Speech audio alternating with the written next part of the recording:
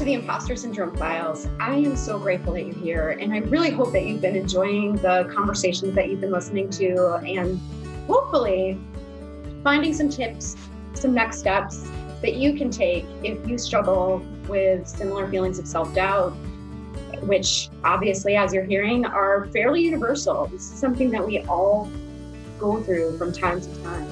When I started this podcast, my goal was really to try to normalize the experience, to let everybody know that you are not alone, that there's a name for what you're feeling, and that there are steps that we can be taking to manage it more effectively.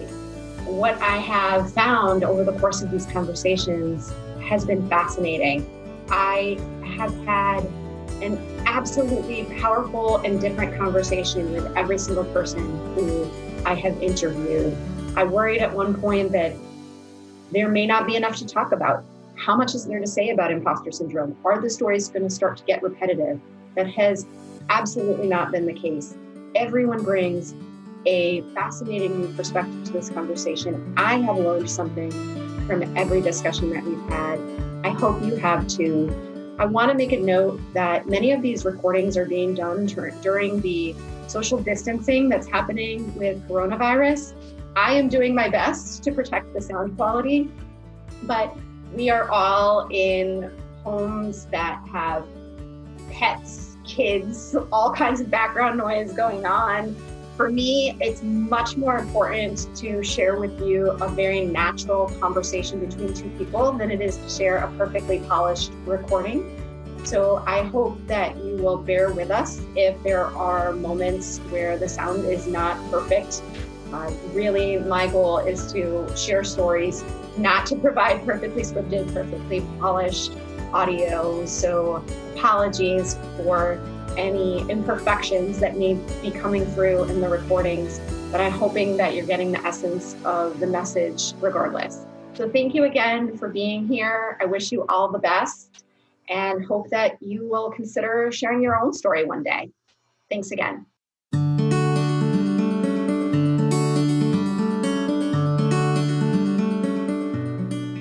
Welcome, Tammy. I am so excited that we connected and that you're here today. I'd love to start by having you introduce yourself to us. Well, thank you, Kim. Thank you for having me. So I'm Tammy Gooler Loeb. I'm an executive and career coach. I'm an entrepreneur or solopreneur. And I work with people who are in some sort of career transition. Perhaps they're looking for work, or people who are in the workplace and are looking to grow in one way or another, whether they're looking to build themselves as leaders or are in leadership roles or executive roles and are trying to expand and improve themselves. And overall, what I really try to help people do is be their most authentic and best selves and find their happiest place at work. I love that, Tammy. It sounds like you and I have similar approaches and interests. And given that, I'm sure that you're no stranger to imposter syndrome. Right? Not at all. So I'd love to ask, first of all, just for you personally, what imposter syndrome means to you and how, if at all, it has affected you and your career. And then I'd love to talk a little bit more too as we move forward on what you see and then in the folks that you work with. Sure. Well, you know what it means to me is it's imposter syndrome is it's really about the stories we tell ourselves. I think the voices, the I would say the negative self-talk, the things that get in the way of how we tell ourselves what we are not. And all the things that we say, well, I don't know this, or I don't know that, or they're going to think. It's all about the stories we tell in our heads about what we think we are not, or I'm not qualified to do this, or what will they think of me? And it's not to say that there isn't some truth in those thoughts, but oftentimes we fill our heads with a lot of thoughts about what we're not qualified to do or who we are not as a person or as a professional, to the extent that we even cover up all the skills or the strengths or the talents that we could possibly bring to the table that could be really useful. And so we hold ourselves back and we don't show up in the brilliance that we could. And so from my own experience, and I think most of us have experienced this, we do hold ourselves back. There have been times, especially in the last, I've been self-employed for the last 20 plus years. And so there are times on a regular basis where people will approach me and ask me, for example, do you do customer service training? Or because I do a variety of training programs. So I'm just thinking of an example where I was asked once, do you do customer service training? And I thought for a moment, I've never done a customer service training or never done a training that was called customer service. And my first instinct was to say, oh, no, I don't do that. I can't honestly, say I do it. And then I stopped and I took a breath and I said to the person, sure, I do customer service training. And I realized I felt like an imposter. But I realized very quickly in that moment that what were the things about customer service that make good customer service? Because it's about communication. And I took a communication training that I had already developed, and I did a little bit more research, and I developed it into a customer service training, and it went off very, very well. So I think it took a little bit of my background in being able to train people in communication skills, a little bit of extra research, a little bit of confidence. It was like a recipe. And to say, I wasn't being asked to invent something brand new. There's nothing new about good customer service.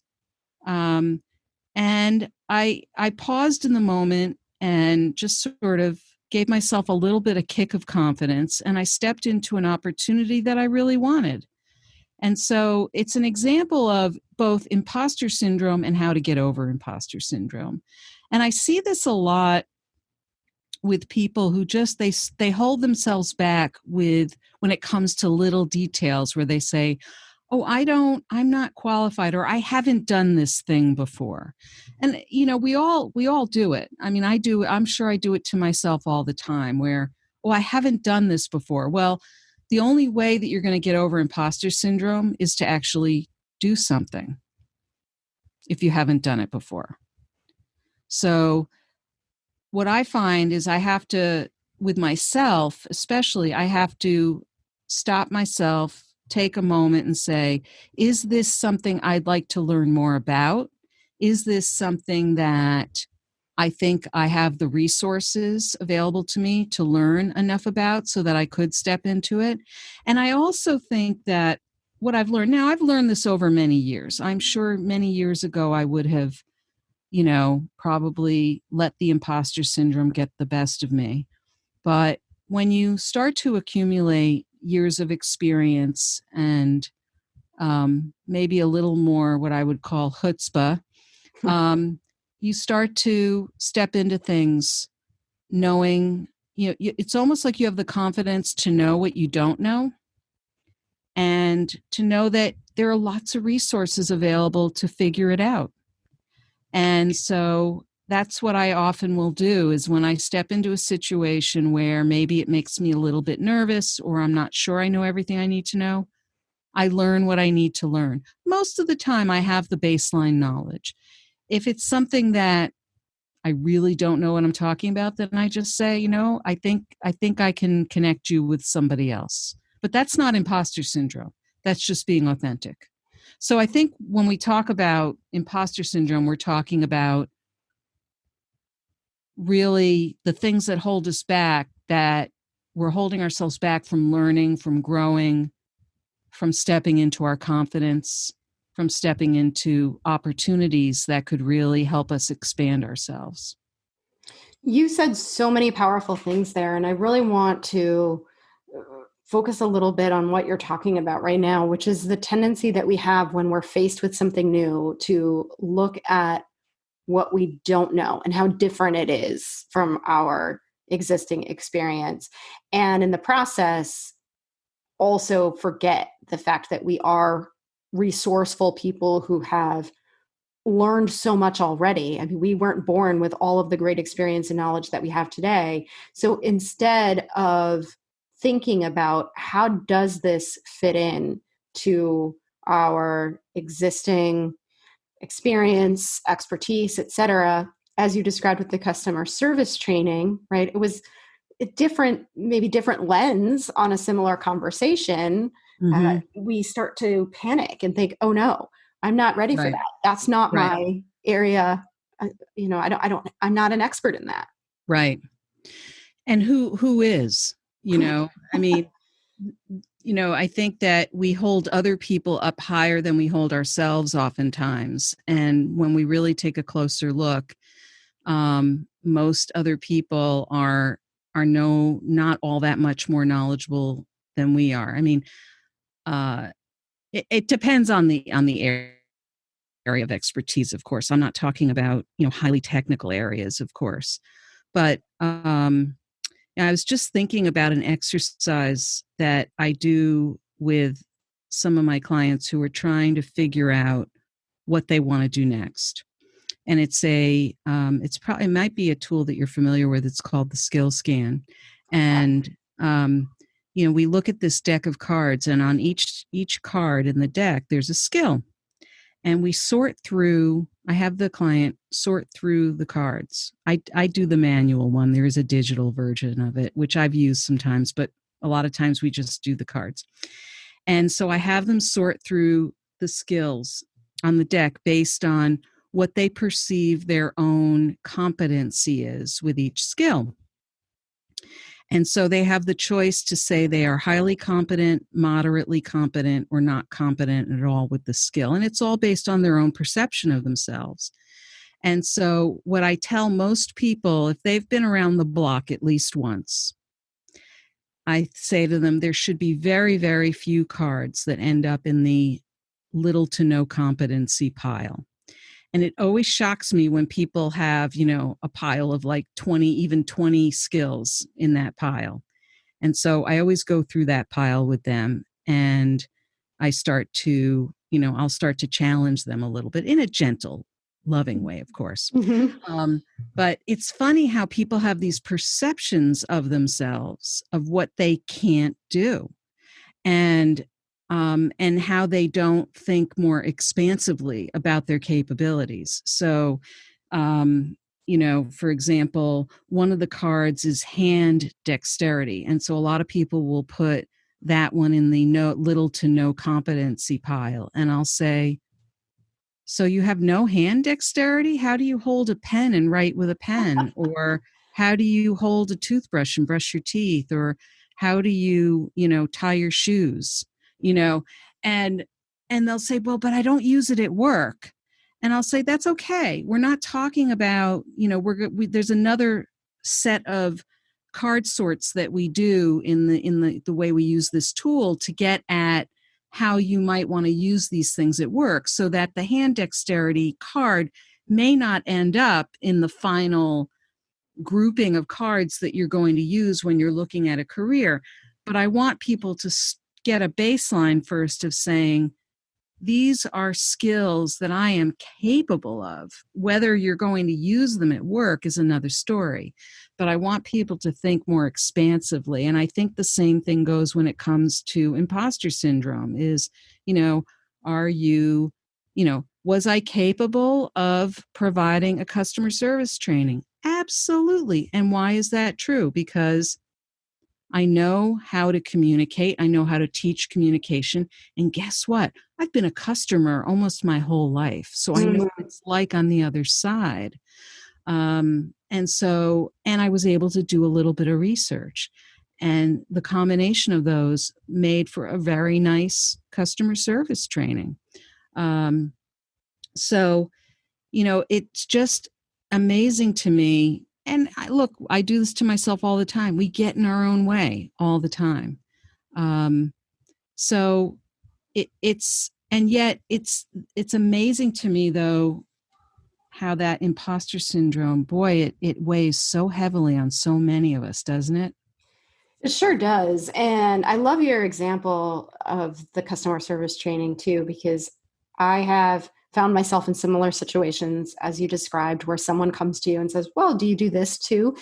And I've reached a point where I now know that I know myself well enough to know that if it's something that's a little bit outside of my scope, that my natural response will be, oh no, I'm not an expert. I don't know enough, right? So what I ask myself instead is, do you want to do this? Yes. And Yes. trust myself to know that I can figure it out, as you're describing, to have the resourcefulness. And so before I can even have a chance to talk myself out of it, if it is something that I genuinely want, I will say yes. And then once I'm committed, then I'll just figure out how to do it. And so, really not even allowing myself the time to come up with all the reasons why I'm not the best person to do it, but to just say yes and figure it out.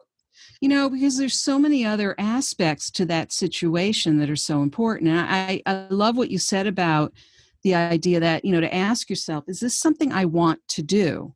Because it's not even about the content at that point, because the content you can learn and you can deliver. If you feel comfortable with the delivery, you can learn the content and you can deliver it. Nobody's asking you to teach a course on how to build, a rocket that's going up to Mars. Okay. so it's not out of your scope. But I think the question really is this something you really would enjoy doing or would want to do? And that's the same thing that goes with those cards that I was just talking about, and that's where we go next with those cards are these skills you would want to use? And that's really the clincher, right? It's one thing to say, I know how to do this thing, or I could learn how to do this thing. It's what do you really want? What's really underneath all that for you? Is that something that you would enjoy learning? Exactly. Nobody, if you look at a job description, for example, how many people don't apply for a job because they don't have every single little bit of experience that's in the job description, and they walk away from a potential job opportunity? Oh, you're right. And absolutely. And my argument to that too is, if you have every single skill on that requirements list, then you're overqualified and there's nothing in it for you. And most of the time, the person who wrote the job description or the employer, as they start to interview candidates, they even change their minds about what they want in a candidate, because as they meet people, they realize that their needs are a little different, or the requirements of the project or the division or the department have changed, or, things at the company have changed a little bit. And so they're not just hiring a job description, they're hiring a person. And I have this conversation with clients all the time. They'll say, oh, I can't apply for this because I don't have 3 to 5 years experience. I only have 2.5 years experience. And I'll say, oh, so you've already gotten the job offer and you're turning it down? Is that it? How about just applying and let them decide whether they want to talk to you? Right. Well, and I think this goes back to where we started when you were talking about the negative self-talk, because we do have such a tendency to zoom into what we feel we're lacking, what we don't feel like we know, and to completely dismiss all of the great things that we bring to the table. Yep. We do. And we don't think flexibly about what we bring to the table, or how we can, how we can take what we've done before and almost retrofit it to another situation. I'll give you a couple of other examples. Um, for example, I have a podcast called Work from the Inside Out, and I've interviewed a lot of people who've made all kinds of various and some of them quite wild career transitions or job transitions. And some of them stepped into situations where they didn't know what they were doing at all. They really didn't. And they readily admit to me that they didn't know what they were doing, but they had an inkling that it was the right move. So there was that whole bit about intuition, or that little whisper or that instinct that told them, just go for it. And if you have a huge case of imposter syndrome, then you're not listening to those little voices. And how often have we had that 2020 hindsight where we said to ourselves, oh, I wish I had listened to that little voice. And so I would encourage your listeners, listen to those little voices. They're usually right. You're right. I have countless stories of people who stepped into situations where they either didn't know what they were doing and they stepped in anyway. And oftentimes they stepped into situations where they were being hired by somebody who just liked something about them, who believed in them as people and believed that they could learn as they went along. And it's amazing to me how many employers are willing to do that. I think we often don't give the employers enough credit for giving people a break or giving them a chance, because a lot of employment decisions are made based on what we call likability. It's not just based on what skills you have or what experience you have or what's on paper, because there's usually a lot of candidates who all present with the same credentials. And so for those of us who allow the imposter to run the show, we're missing out on the piece that's not the imposter, the part of the equation that's actually just the real you, the real person. And the real person is often who the employer is hiring. It's not the bucket of skills or the years of experience, because they've got a pile of resumes that all look the same in some ways. And especially I think about, Kim, you and I live here in the Boston area, and we live in the land of overqualified, highly educated people, right? Right. So, we have to show up as people who are going to really add value to the organizational culture. We have to understand how we can add value to that and make a contribution to the organization in that way. And I would encourage people to get over their imposter syndrome, in some ways, not even about what they know, but who they are. Yes. Yes, absolutely. I think that's such an important point. And it's really scary, especially in uncertain times like we're in right now, when people are really fearing for their jobs and worried about whether they can find another job. There is that scarcity mindset, and that sense of I'm not good enough, I'm not qualified enough. Yeah. And we have to tame that negative self-talk like you're talking about, because we have so much more to offer than we recognize. Oh, my goodness. Yes. And you're right. That scarcity mindset really, boy, it loves to have a party with the imposter. They love to have a cocktail party together. So true. Yeah, you're absolutely right. I love this conversation. I think that this has been really, really insightful. And I'd love to wrap up with a question for you about what motivated you to want to tell your story today. What are you hoping people will take away from it? Oh, Kim, what a great question.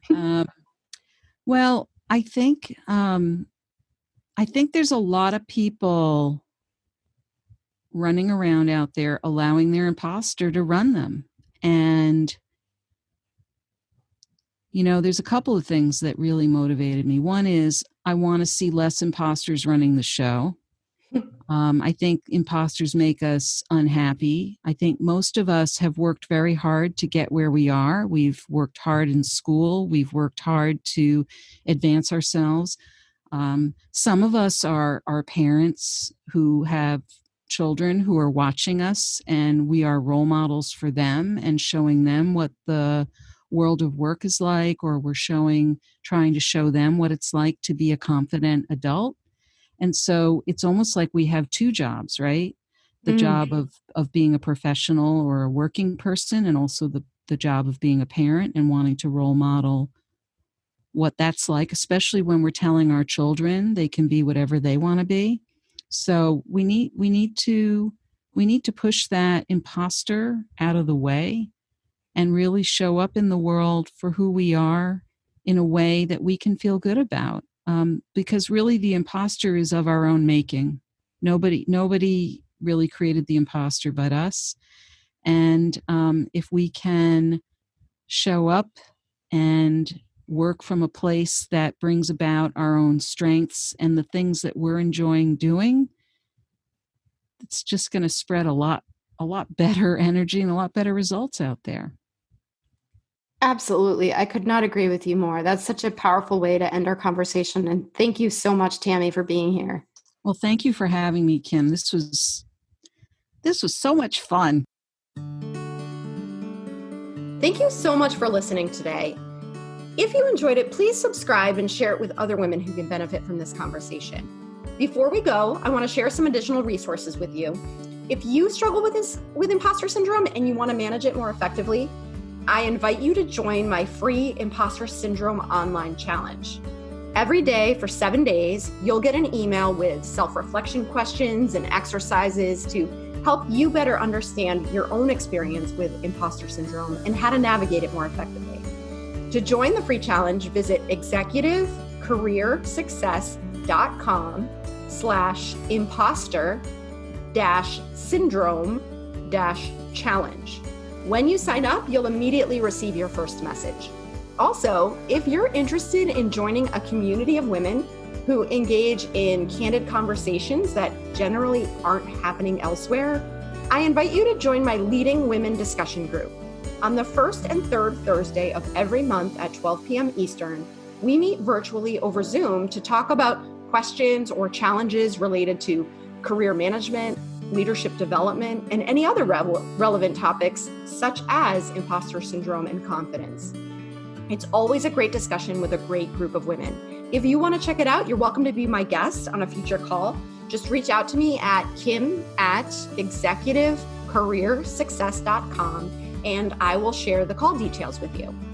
And if you want to join my newsletter to receive tips, insights, and updates, text Leading Women, all one word, to 66866. Finally, consider telling us your story. Contact me to learn more about how you can be a guest on the Impostor Syndrome Files. Thanks again, and have a wonderful day.